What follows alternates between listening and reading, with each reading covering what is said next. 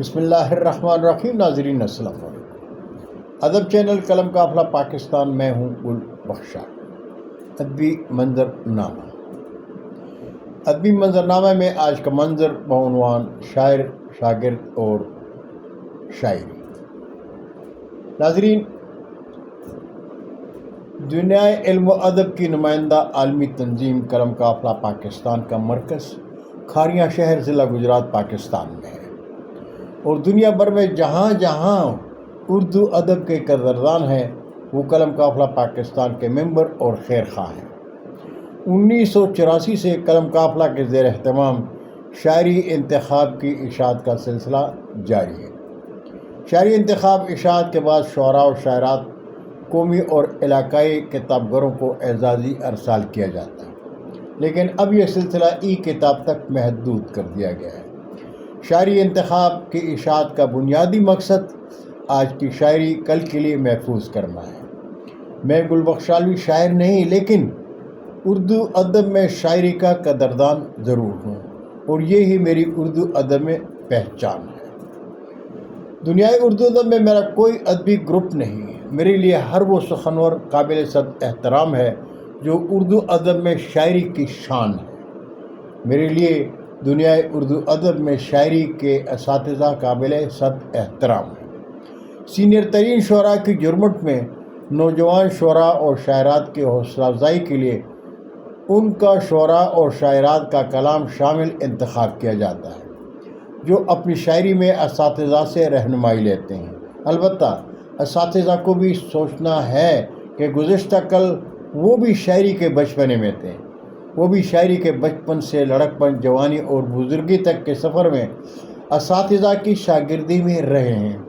اساتذہ سے رہنمائی لینا ہی خوبصورت شاعری کا بنیادی اصول ہے، لیکن اگر کوئی استاد شاعر اپنے شاگرد کو یہ کہہ کر شرمندہ کرے کہ تمہیں تو کچھ آتا ہی نہیں، تو یہ نہ صرف شاگرد کے جذبات اور احساسات کی بلکہ اپنے مقام شاعری کی بھی توہین ہے۔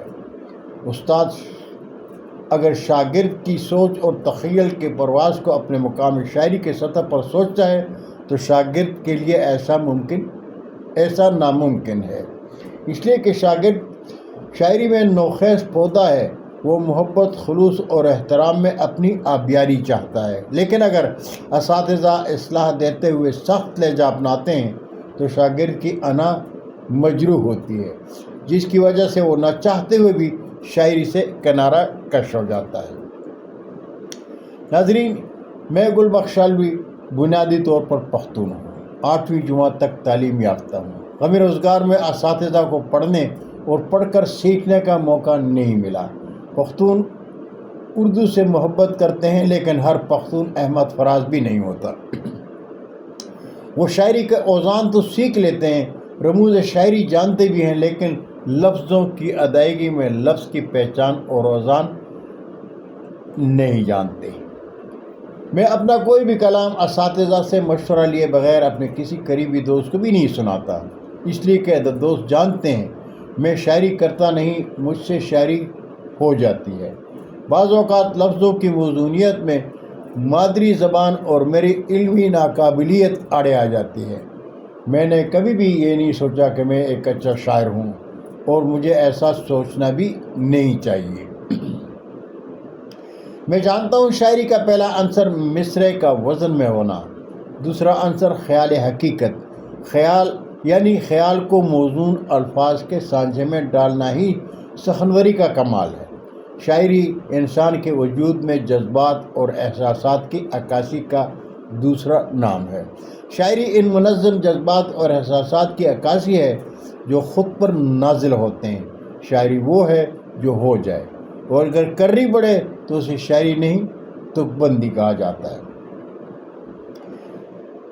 شاعری کے حسن کے قدردان کہتے ہیں شاعری ایک خداداد صلاحیت ہے، لیکن اس صلاحیت میں آفاقی سچائیوں کی باریکی کا علم ہونا بھی ضروری ہے۔